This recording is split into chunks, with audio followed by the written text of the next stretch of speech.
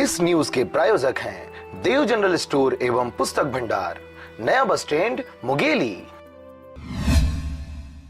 जिला कलेक्टर की मौजूदगी में कैबिनेट मंत्री पुन्नूलाल मोहले ने अधिकारियों की समीक्षा बैठक ली। मनियारी सभा कक्ष में आयोजित इस बैठक में विभिन्न विभागों के विकास कार्यों की समीक्षा की गई, साथ ही अधिकारियों को जरूरी दिशा निर्देश भी दिया गया।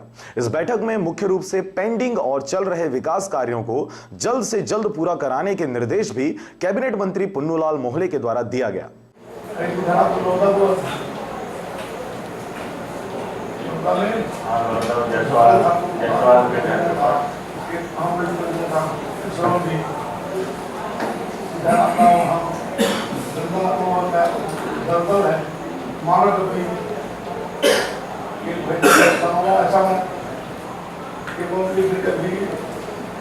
संत कबीर ये है मठ है, पूरी रात सामने का पानी का